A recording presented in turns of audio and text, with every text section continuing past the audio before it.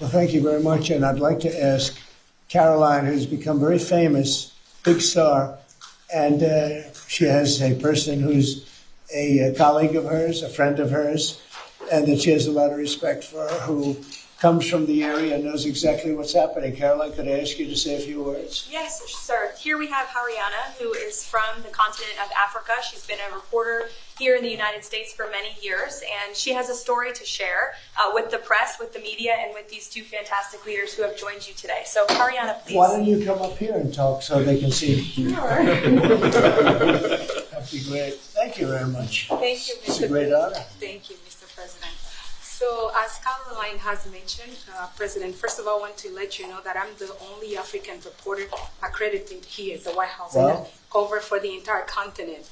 So, I just arrived from Congo, Democratic Republic of the Congo, Right. yesterday. I went to see firsthand how the people is feeling and the president's message, President Felix Tshisekedi, about this upcoming peace deal. And let me tell you firsthand what I witnessed myself. I spoke with the people on the street. I spoke with youth. They know your name. They know that our president named President Trump is working hard to finally bring peace to the country. I saw hope. They have hope now for a better day in Congo. They see what you're doing as a future, better future for Congo. And I had an opportunity to sit down with President Felix Tshisekedi for an interview because I want to understand his mind, what he's thinking, his feeling about everything that your administration is doing. And he told me firsthand that for many years, many American presidents overlooked this conflict. They didn't do nothing. Even myself, I covered President Biden's administration. I pressed many times about this conflict. People are dying in Congo. This country has so much potential, but they need help because this war is destroying the country. Right. They never gave me any answer. And he told me, President Tshisekedi, that you have no idea, he's very thankful for what you're doing, for what your administration is doing. Not only him, the entire Congolese people, they see that finally they will have hope. And President Tshisekedi also mentioned at the end of my interview that when peace finally comes to the Democratic Republic of the Congo, he's thinking to nominate you as a Nobel Prize Peace because he said you deserve, you have been working to bring peace in the world, not only at the Congo, and he's very hopeful to meet you in the future. That's so nice. Boy, and that's so beautifully stated. And Caroline said, number one, she did say, and I shouldn't say this because it's politically incorrect, she said, she's beautiful, and you are beautiful.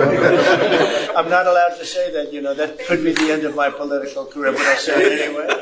But you are beautiful, and you're beautiful inside. So I wish I had more reporters like you. You covered Africa for a long time? Yes, for over 10 years. Wow. I covered even your first administration. Yes, I know that. That's great. Well, thank you. That's so nice that you said that. Appreciate it. And I have one more question, Yes. Mr. President. Since we know in July or in the future, both President of Rwanda and the Congo will be coming Yes. to the United States. In Africa, President John Lorenzo, the president of Angola, he is also the leader of African Union. Good. He Yes, I know. worked very hard to bring peace, but unfortunately... Let's get him here. Yes. That's Okay? Would you invite him for me? Of course. Okay? Of No, course. I know that he works very hard, and he's the head of essentially the union. So the union all over Africa, not the kind of union that we have. This is the union all over Africa, and I'd love to have him. So you'll let him know. Of course, Okay. Mr. President.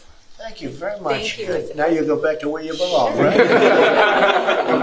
That's great. That was a great job. It's real knowledge and real heart, too. Congratulations. Okay. So we're here today to celebrate a glorious triumph, and that's what it is, for the cause of peace.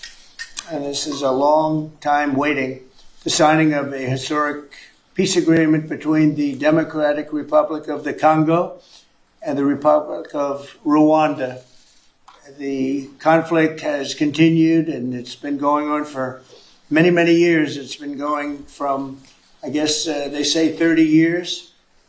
The Great Lakes region of Africa for a long time, and maybe even time before that. How is the Great Lakes region? Must be beautiful, right? Beautiful, beautiful region, but they had a lot of war, right? A lot of fighting, a lot of death. It's displaced countless people and claimed the lives of thousands and thousands. But today, the violence and destruction comes to an end, and the entire region begins a new chapter of hope and opportunity, harmony, prosperity, and peace.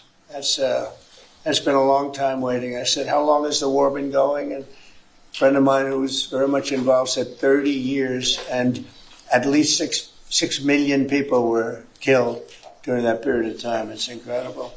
And somebody said it's the biggest war on the planet since World War II. So it's a shame, but we're going to bring it to an end. I want to express my gratitude and congratulations to the representatives of the Democratic Republic of the Congo and the Republic of Rwanda, who signed this pivotal agreement a short time ago. They just signed right in front. And let me also thank Secretary of State Marco Rubio, who has worked very hard on this subject, and we've worked on it together, for his outstanding leadership, as well as Senior Advisor for African and Africa Affairs, Mossad Boulos, who's, as you know, spends a lot of his time in Africa, and he's very comfortable there. I said, were you at all uncomfortable with all of the turmoil and all of the killing? And he said, no, I wasn't uncomfortable, and that's what you need. You need somebody that's going to be able to get. So, Mossad, I want to thank you very much for the job you've done. Amazing guy, actually. I also want to thank African Union, Qatar, Togo, for working closely with the United States. And I know Qatar was really working hard. And African Union, we just spoke about that. And I look forward to having them representatives here when we do the official meeting, and that'll be sometime in July. And we look forward to it. And you better be here covering it, okay? We're not going to send anybody else covering it but you. But this is a tremendous breakthrough. In a few short months, we've now achieved peace between India and Pakistan, Israel and Iran, and the DRC and Rwanda, and a couple of others also. Serbia, they were getting ready to go to war with a group I won't even mention because it didn't happen. We were able to stop it. But I have a friend in Serbia, and they said we're going to go to war again. And I won't mention that it's Kosovo, but it's Kosovo. But they were going to have a big time war, and we stopped it. We stopped it because of trade. They want to trade with the United States. I said we don't trade with people that go to war. And we said that also with, if you take a look at Pakistan and India, it was great. They have two great leaders, and they were able to stop. They were in the midst of a big fight, I guess everybody saw, and it was going to get very bad. And they are nuclear nations, very powerful nuclear nations. In the months and years ahead, my administration will continue to work closely with all of the parties in this deal and ensure the agreements are fully taken care of, and you're going to do what's in the agreement. We'll say you better do what's in that agreement, right? Because if somebody fails to do that, bad things happen. But I have a feeling that after 30 years, I think after 30 years, you're all set. I think both of you have said that's enough, right? That's enough. Yeah. That's enough. You've seen it all. So this is a wonderful day. It's a great day. We've had some tremendous success. It's been a great week between just coming back from a very successful trip. NATO's really pulled together. They have. They're going to spend over $1 trillion a year. Nobody expected a thing like that to happen. And we had the war, as you know. We call it the 12-day war. It was exactly a 12-day war, and we ended up with no nuclear weapons. That's what we wanted. They were just absolutely blown to pieces, those 3 sites.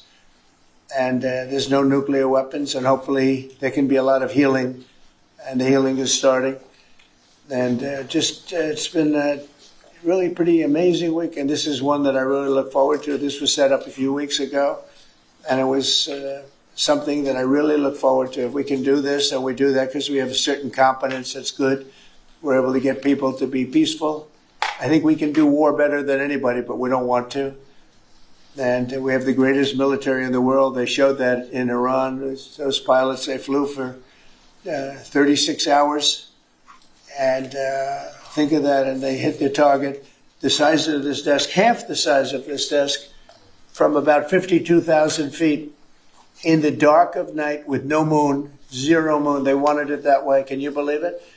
And they hit, every missile hit exactly half the size of this beautiful Resolute desk. We don't want to talk about it when it comes to rockets hitting it, but half the size of this, and they hit dead center from tremendous heights, going at tremendous speeds. It's amazing. Nobody could do a thing like that. Nobody has that weaponry, and nobody could do a thing like that. So we had a very busy and successful week. And in addition to that, our economy is doing great, setting records with the economy, and a lot of other good things happening. But this is about Congo and Rwanda. And I'd like to ask, if I might, would you say a few words before we introduce our guests, please? Sure. Thank you, Mr. President. Yes. So, under your leadership, Mr. President, and the full support of Secretary Rubio and the entire team at the State Department, we engaged with the two parties in early April. And within 3 weeks, they signed the Declaration of Principles. And now, within about 2 months from that, we have signed today the final, this is actually the final peace agreement. You know, many people were wondering if this is preliminary. No, this is the actual final peace agreement that they've signed today. You've also expressed interest in inviting the heads of states to the White House for a signing ceremony. So there will be some other additional agreements that will be signed.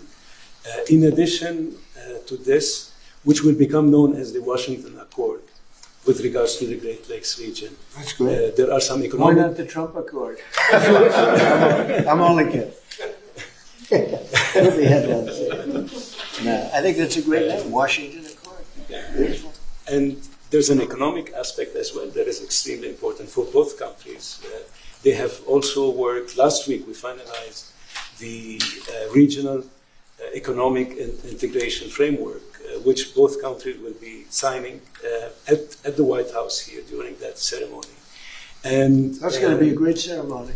Absolutely. Right? We're going to make that a great ceremony and bring other people that were involved, some other people. Besides the gentleman we talked about, who we know has worked so hard. If you think there are other people that are deserving, let us know. Okay? Sure. And there will be some bilateral agreements.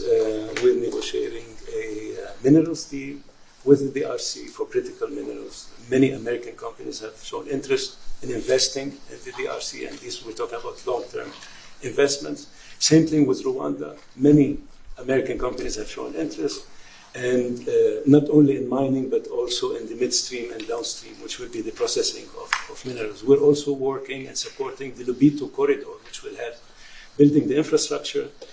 Just 2 days ago, the United States signed and supported a project of $1.5 billion for electric transmission from Angola to the DRC. And there are many other projects of that nature lined up. So we will be, under your leadership, Mr. President, will be working with the two countries very closely and with the support of Qatar to make sure that this agreement is implemented. And a lot of our companies are in both of these countries now, especially since we've been getting along so well. It's probably the way we were brought together. And we have a lot of our big companies are there, between rare earth and all of the other things that they do in Africa, which is very greatly expanding, especially in these two countries. You have earth, they consider it to be about the best in the world, actually, I've heard. So we're doing a lot of different things, and it's all going to bring everybody together. That's how this all began, I guess. But the big thing is, the big thing for me is there's really only one thing, and that's getting a peace treaty with two countries that have been fighting for 30 years. And I want to thank you all. Will, if you could, Yes, you could bring the letters over. Of course, sir. So in front of you, as you said, sir, these are the actual agreements that were signed, respectively, by the foreign ministers of the Democratic Republic of Congo and Rwanda earlier today, witnessed by Secretary Rubio. We've also prepared for you two letters. This is to President Paul Kagame of Rwanda, expressing your appreciation and congratulations for everything that's happened already, and of course inviting him to Washington for, as Dr. Bula said, what we hope will be the Washington Accords, finally setting the terms for peace and prosperity in this region, hopefully for a very long time. That's great. That's beautiful. Very important. We're going to put a picture in there, right? As soon as this is over, they're going to put, we have a fast-moving photographer, Dan, who's going to put a nice picture of us Here, okay. That's for you. And this is a letter to President Chikisade of the Democratic Republic of Congo, again congratulating him on settling this long-running war and inviting him to Washington, D.C. for the final conclusion of the agreement, hopefully soon. That's great.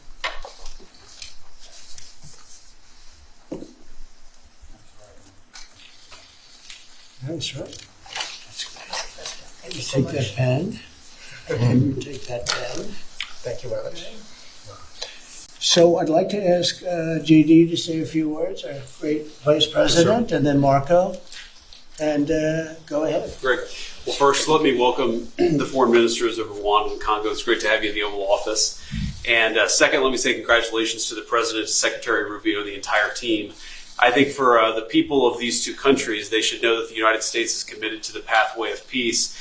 But to my fellow Americans, this is really a celebratory moment. This is a big moment for our country because under the President's leadership, we've taken what was 30 years of killing and war, the worst war in terms of death count since World War II, and now we're on a pathway to peace. And so if I think about what I know about these two countries, for 30 years, pretty much the entire time that I can remember these two countries being in the news, much of the story has been about them fighting one another, about them killing one another.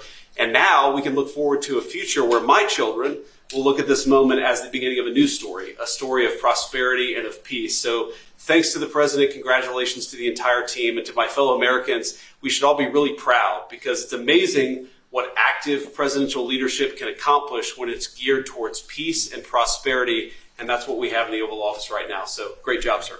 Thank you very much, JD and Marco. And then we're going to ask the two principals to speak. Yes, sir. Mr. President, first of all, thank you. When I first came on this job a few months ago, you made it very clear that one of the priority of this administration under your leadership is going to be the pursuit of peace.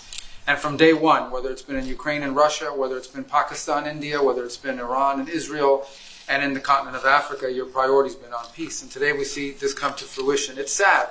Wars get a lot more attention than peace. But peace is harder than war, a lot harder. And I want to congratulate both of the leaders here and their respective presidents for choosing the harder path, which is often peace, than the easier path, which sometimes is war, as costly and as bloody as it may be. And I echo the Vice President's statements, and that is that Americans should be very proud that the number one voice for peace in the world today is our president, your president. And so thank you, President Trump. And I want to, again, recognize Dr. Boulos and the work he's put into this from day one. He's really put a lot of time and effort, and as our friends from the respective countries can share with us. And last point, I do want to thank, you've done this already, but the African Union, Togo, and Qatar, who have been extraordinary partners and whose help we're going to need to continue to receive in order to bring all this to fruition. So congratulations to both of you. Thank you, Mr. President. Thank you. Great job you've done. Do you want to start? Either way. Would you like to start? Ladies first, maybe. Okay. Thank you so much. Thank you very much. Thank you so much, Mr. President, for having us here. I think I can summarize my contribution in 3 main points. First of all, thank you and congratulations indeed for this remarkable milestone, which is putting an end to 30 years of conflict and of suffering, and which is redefining the perspectives that millions of Congolese and of citizens of the greater Great Lakes region will have. The second point is stay committed, stay on board. We need the United States to make sure that this agreement holds and that you hold us accountable. And the third point is, if you stay on board, I think there are so many perspectives that we can transform our partnerships through and that can usher in an era of prosperity, of growth, and of shared bilateral relationships that go well beyond the challenges that we've shared together, and that can at least or finally focus on the potential and of the wealth that we can share. So again, our heartfelt gratitude to you on my behalf, but more importantly, on behalf of the people of the Democratic Republic of Congo. Thank you so much. Beautifully spoken, and I look forward to seeing your leader. They will, highly respected person, as you know, Indeed. highly respected all over the world, but in Africa in particular. So sometime in July, we'll do something, big ceremony. We look forward to it. Thank you very so much. Please. Thank you very much, Mr. President. This is indeed a historical day because it's the signing of a peace agreement between Congo and Rwanda to end a conflict that has been going on for 30 years. And there has been many mediation, facilitation in the past. but none of them succeeded. And we believe that it's because of your leadership and your steadfast commitment to this process, with also a new approach of economic integration, regional economic integration, which is important to allow Rwanda and DRC working together, because this is a very rich region with cross-border trade, with the minerals, with natural wealth. So with the US standing side by side with Rwanda and DRC, we believe that we will achieve a long-time peace. And we also believe that, as my colleague from DRC stated, it's important for the United States to stay committed, because today we signed, but now we need to implement what we have signed in order to open this new era you were talking about of prosperity, so that we can reap the economic dividend of peace. So for this economic integration framework to be implemented, it's important for the US to accompany the parties to implement what we have signed, because in the past we have signed so many agreements that were not implemented. And we are really, we believe that with your leadership, with the involvement of the United States administration, we will reach that goal. So thank you very much, Mr. President. Well, this will happen, definitely. I can reach over. Do you want to just press them over to me? Let me have them. And I just wanted to give you each. These are your signed agreements. And we'll make sure that you follow through. We'll make sure you follow through. We'll make sure that you follow through. Okay, that's for you. And we have one other thing that we're going to give, that we give to special people only. It's a coin. Thank you. And I hope you do that. I'm going to give you a second one for your leader. Oh, thank you very much. These are serious coins. You don't want to lose them. You'll be very. I think that your reporter from Africa should get one. What do you think? Is she allowed? I think yes. Are the reporters okay with it? Brian, yes? Darling, that's for you. Okay. You did a fantastic job. Thank you, And I heard you do a great job covering everything. Thank you. And Mr. President, we actually have the pictures that you took earlier Oh, with let the me foreign see ministers here already. Thank you so much, And Mr. this- President. Thank you. Let me see that. They're in this folder right here, sir. Okay, this one? Yes, sir. Oh, they look better than me. I don't like it. I don't like it. That's beautiful. That's very good. We have a good photographer. Beautiful. That's great. You better, I'll tell you, you better do the job here. We're going to come down. It's beautiful. Thank you very much. So we'll put them in. That's for you. I can do that. That's for you. This is for the Congo. What is it? For the Congo. Yes. Okay. Let's see, we have two of them, I think so. You wouldn't give us one, you would have made a big mistake. Isn't that nice? That's for you. That's for you. Thank you, Mr. President. Thank you very much. And you're all set, and this is for you. You're going to get this. Good. Might as well hold it. Thank you so Thank much. you very much. Good luck. Thank you. Do you have any questions? No, not Canada. This isn't about Canada. Why not? Why not This Canada, isn't by the about- way? Why? I mean, you, Because this is about a different subject. but right you're now. ending all. This is right now actually a much more important subject. We just ended a war that was going on for 30 years where 6 million people died. So don't ask me a trade question on Canada. Mr. President, Kara Castronova from Lindell TV. Now that your administration, and congratulations, has secured peace in Africa to a bloody, horrific war that's gone on for decades and no other president could do it, do you think the mainstream media will I finally... love her, I'm telling you. No other- but you're right. No other president could do it. They tried, and they didn't even try. I actually don't think they tried. Do you think Biden tried? He didn't know he was alive. Do you think the Go mainstream ahead. media will finally give you credit where credit is due? No, the media will never give me credit. But the people give me credit. That's why I'm here. The people didn't give me. That's why we're here in a landslide. We got all 7 states. We won the popular vote. So the media won't give me credit, but the people give me credit. That's more important to me. You're going to go down as a peacemaker. You're also going to go down with the president who had 0 border crossings in May. You secured the border most than anybody has ever done. But I don't know if you know this. You're on track right now to have the lowest murder rate in history in this country. And I think a lot largely go to the fact we closed down the border. But do you want to comment on that? You might go down as the lowest murder rate in U.S. history, President Trump. I saw that the other day, and it's an honor. I mean, and that's really even better because, we've taken a lot of illegals into the country through the Biden administration that are murderers, 11,888 to be exact. And many of them are now gone. We got rid of them. They're back where they belong. But so it's a great honor. If you took that out, the numbers would be even better. They've created a lot of problems. You truth socialed earlier about getting money to the air traffic controllers, the big, beautiful bill, which hopefully, praise God, we get this thing signed.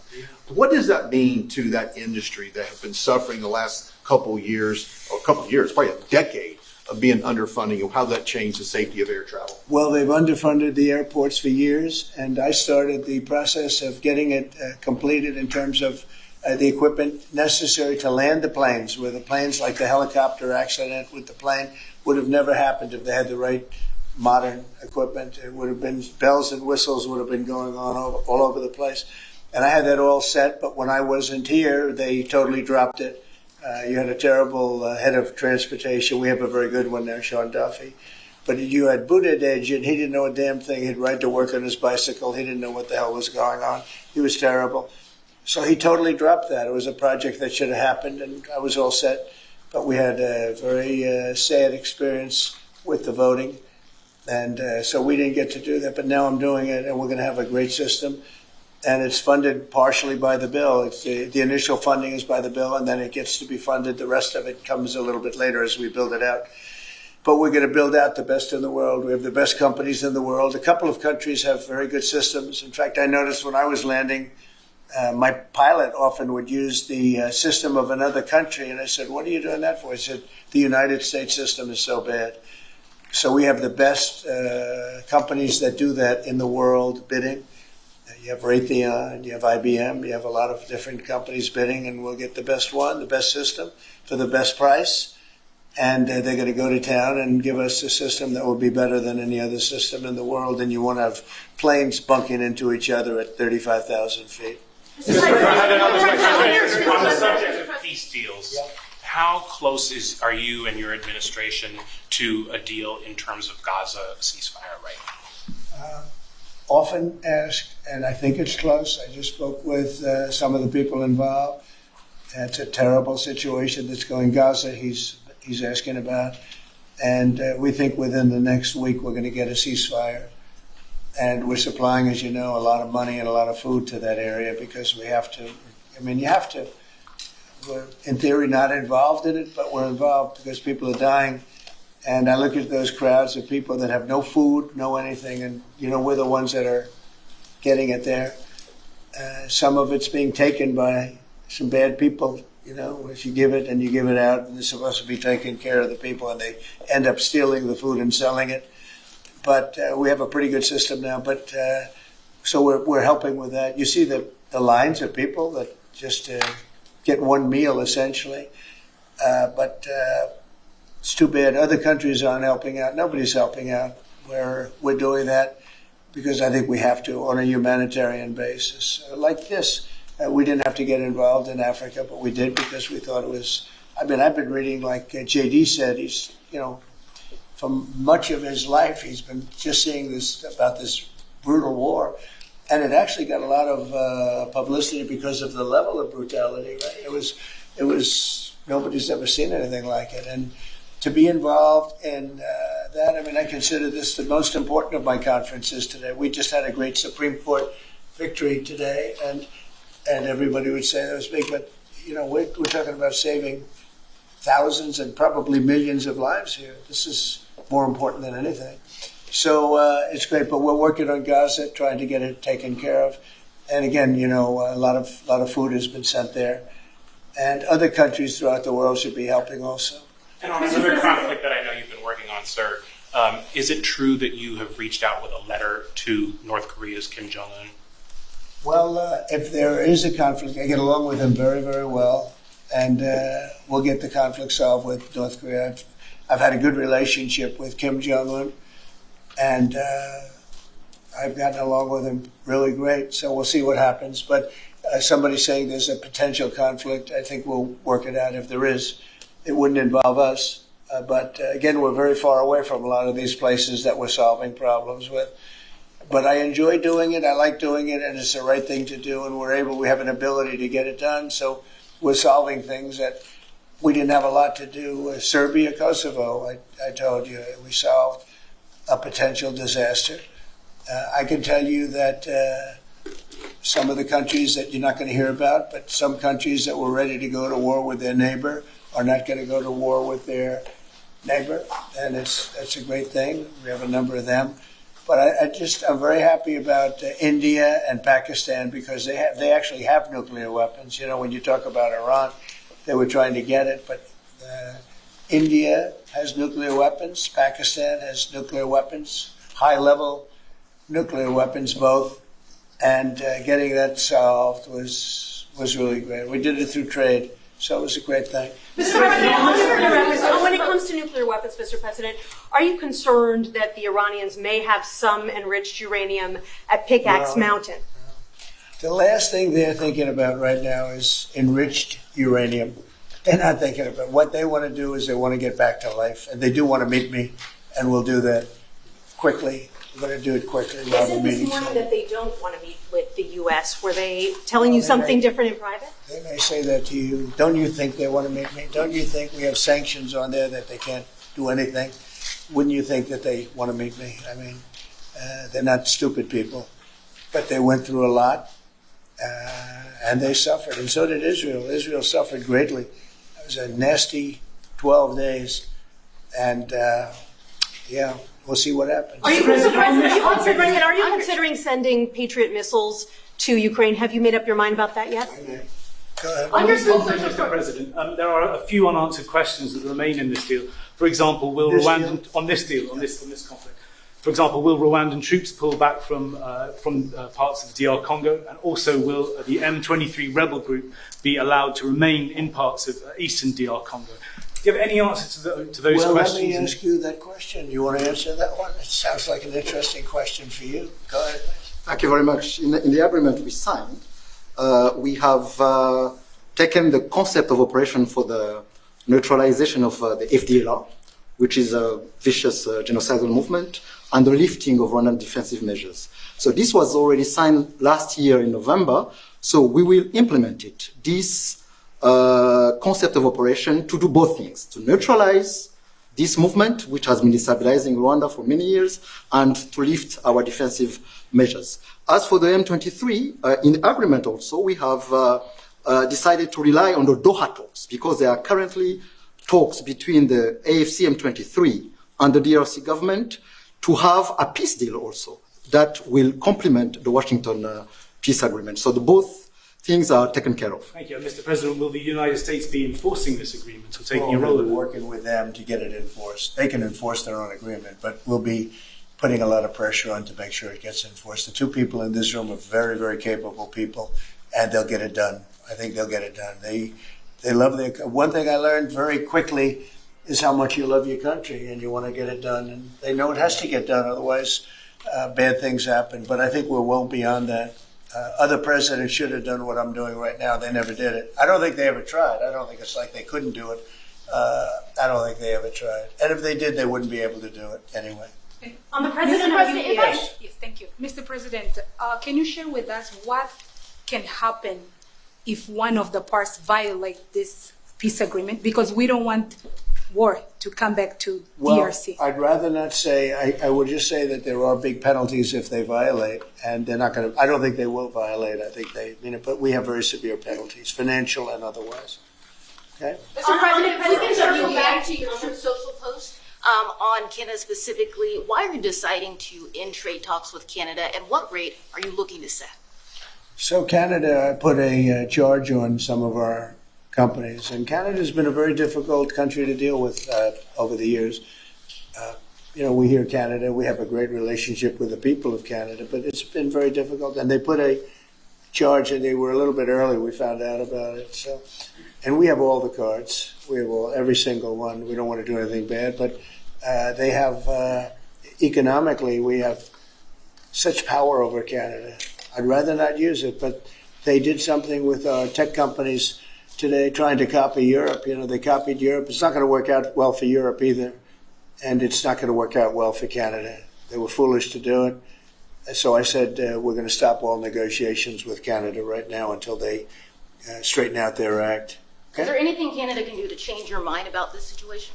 Well, no, they put a tax on companies that were American companies that they shouldn't, very severe tax. And, yeah, I guess they could remove it. They will, but I don't really, I mean, it doesn't matter to me. We have all the cards. We have all the cards. You know, we do a lot of business with Canada, but relatively little. They do most of their businesses with us. And when you have that circumstance, you treat people better. They've had farmers that are getting like 300, 400, 200% in tariffs. Nobody's ever seen anything like it. We have cases, you don't read this and the people don't report, but they charge us 400% on some dairy products. 400%. Nobody writes that. It's not fair to our farmers, and we've got to protect our farmers. Mr. President, you mentioned how much of a rate cut it would do to the interest on the debt. Earlier today, Director Pulte was on CNBC talking about how he suggested Powell should resign. Any comments on whether or not Powell should step down? I know you've been pretty critical. I don't have a comment. I'd love him to resign if he wanted to. He's done a lousy job. Look, if you were there, you'd say, well, you know, the United States is doing well. They have no inflation. And if they do get inflation in a year or two, we'll start raising the rates. We'll get rid of the inflation, you know, and do other things. Biden had the worst inflation in the history of our country. 19%, but I think it was much higher than that. Frankly, they say 19%. I say I think it's a lot higher than that. And we have almost no inflation now. We've done a great job in a short period of time. Energy prices are way down. Gasoline now is down to close to $2 in a lot of places. A couple of places I see it even broke. It's like $1.98 a gallon. We've done a great job on inflation and honestly, pretty much everything else. I think it's very sad the way people act. You know, you have a guy in there that with the stroke of a pen could lower interest rates and save us hundreds of billions of dollars a year. But he's a stupid person. You know, it's very interesting. I'm not sure if he doesn't understand it, because you should be able to understand it. It's sort of 101 economics, but I'm not sure of that. But think of it, with the stroke of a pen, he talks about costs. We can save $600 billion, maybe even, these are nice numbers for you, right? $900 billion, $950 billion by lowering interest rates. And it's really just more of a paper movement. It's not like you're not cutting anything, you're not cutting jobs. It's just interest rates. And we're number 40 or 44, number 45. Some places that you wouldn't believe that, you know, I don't want to be disparaging, but they pay a lower interest rate than the United States of America. And without us, everything blows up. You know, we sort of control the world in that sense. But we have a guy that's just a stubborn mule and a stupid person that is making a big mistake. He's making a mistake. And it lasts for years because when you do the debt. Now, I've instructed my people not to do any debt beyond 9 months or so. Get this guy out. And whoever is in there will lower rates. If I think somebody's going to keep the rates where they are or whatever, I'm not going to put them in. I'm going to put somebody that wants to cut rates. There are a lot of them out there. And I said this morning, a lot of the business shows today were saying, you know, Trump is right. He should be cutting rates.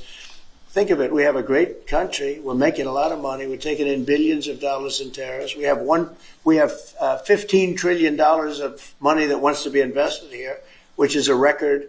In 2 months, it breaks any record that we've ever had for a whole year, and not even close. 15 trillion, and it's going to be much higher than that. That's after essentially 2 months, because, you know, we've been doing it for about 2 months, 2.5 months. $15 trillion breaks every record in the book.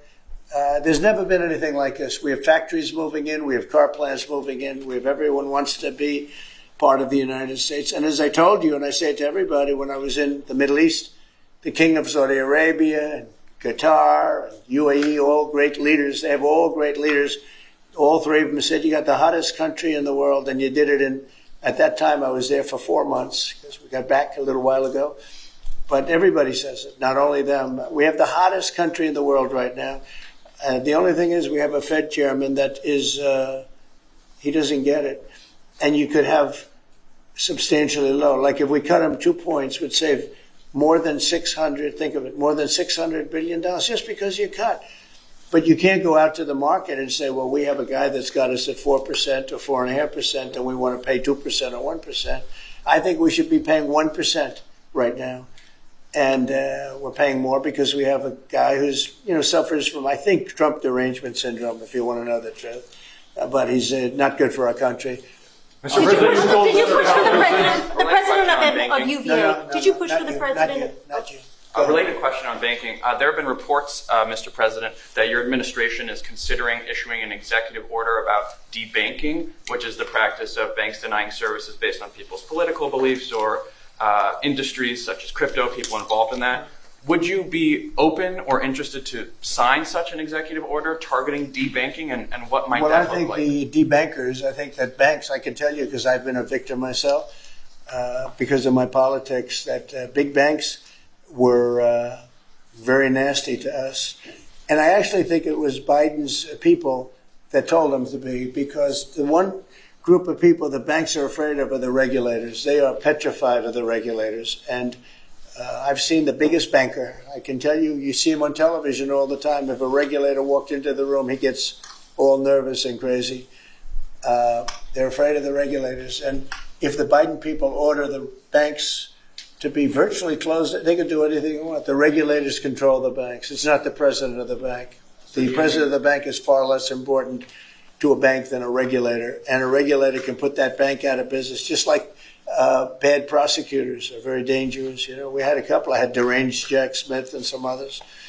And we kicked their ass. But it was, it's a tough kind of a situation.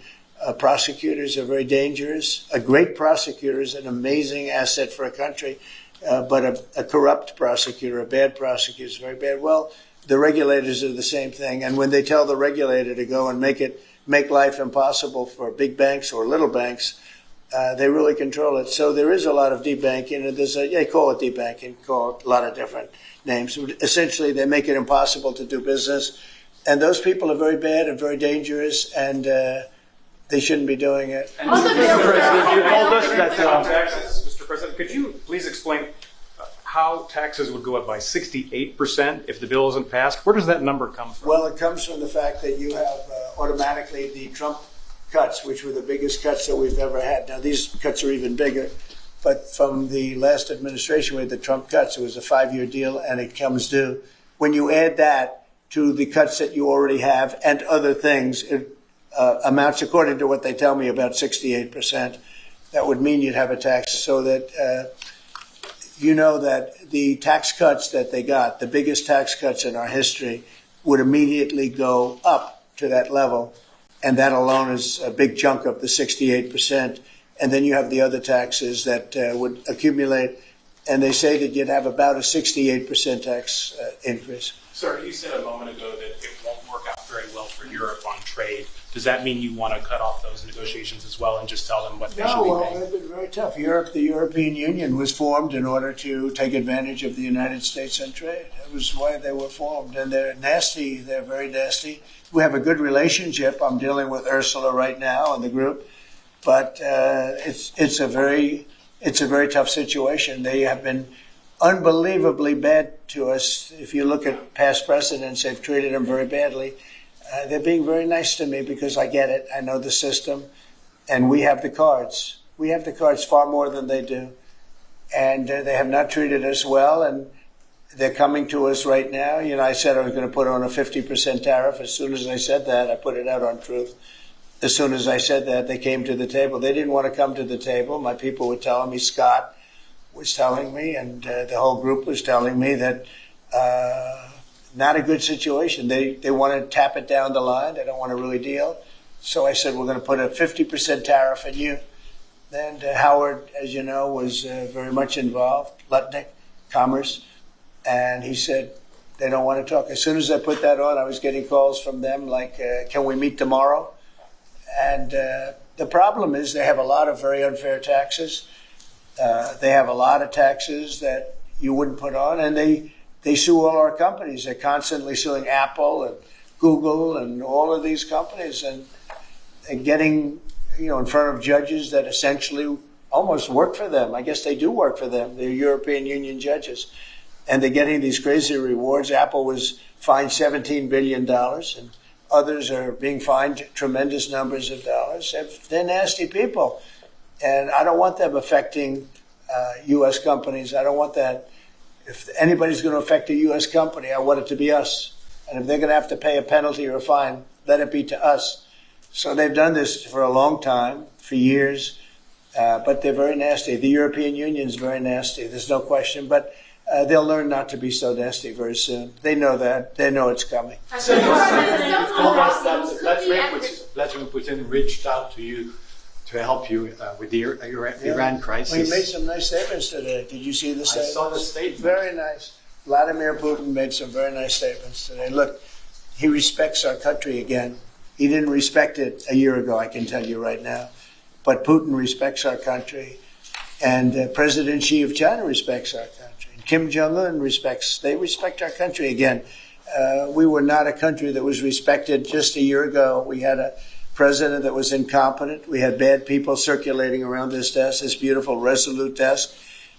They had, I guess, evil intentions. You couldn't be that stupid. I mean, they had evil intentions. But the world respects our country again. Thank you very much, everybody. Thank you, Press. Thank you, Press. Just outright the sword. Thanks, guys. Thanks, everybody. Thank you.